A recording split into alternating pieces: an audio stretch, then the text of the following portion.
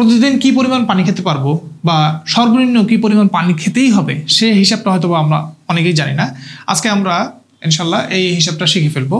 প্রত্যেকের ওজন আলাদা যেহেতু, সুতরাং আমাদের পানি খেতে হবে আমাদের ওজন অনুযায়ী। তো সূত্রটা হচ্ছে আমাদের ওজনকে যদি আমরা 30 দিয়ে গুণ করি তাহলে যে ফলাফলটা পাবো সেই ফলটা হচ্ছে আমাদের পানি খাওয়ার হিসাব। এটা হচ্ছে সর্বনিম্ন এই পরিমাণ পানি খেতেই হবে, তাহলে এটা হচ্ছে মিনিমাম এই পরিমাণ পানি খেতেই হবে। ধরে নেন কারো ওজন 70 কেজি, সেক্ষেত্রে ব্যাপারটা কেমন দাঁড়াচ্ছে? তাহলে ওজনের জায়গায় বসান, ওজন 70 কেজি গুণন 30 দেন, তাহলে 3 × 7 = 21, মানে 2100 ml এর মতো পানি খেতে হবে। প্রায় এটা 2 লিটারের কাছাকাছি বা 2 লিটার থেকে একটু বেশি এই পরিমাণ পানি খেতেই হবে। আবার যদি এমন হয় যে চাইলে কি আমরা অনেক বেশি পরিমাণ পানি খেতে পারবো, ব্যাপারটা কিন্তু এরকম না। সেক্ষেত্রে কিন্তু শরীরের আমাদের কোষগুলো আছে সেখানে হচ্ছে গিয়ে একটা বৈরী পরিবেশ তৈরি হবে, ইফেক্টটা খারাপ আসবে।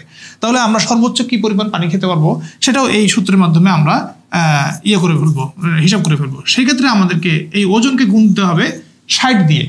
60 দিয়ে যদি গুণ করি তাহলে যে আমরা হচ্ছে গিয়ে হিসাবটা পাবো সেটা হচ্ছে আমাদের এরকম হিসাব। আপনি আপনার ওজন অনুযায়ী আপনি এখানে বসায় নেবেন।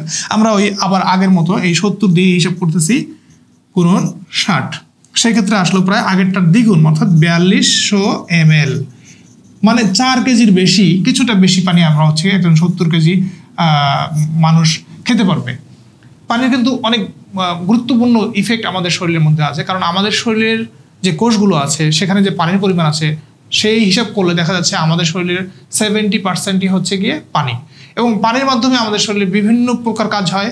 প্রত্যেকটা বিক্রিয়াতেই হচ্ছে গিয়ে পানির প্রয়োজন আছে, এবং পানি যদি কোনো কারণে কম খাই, এই পরিমাণে যদি কম খাই আমরা, তাহলে হচ্ছে গিয়ে আমাদের কিডনি, আমাদের স্কিন, আমাদের লিভার এবং আমাদের যে ইন্টেস্টাইন, এইগুলো জায়গাতে বেশ বড় রকমের ঝামেলা হয়ে যাবে।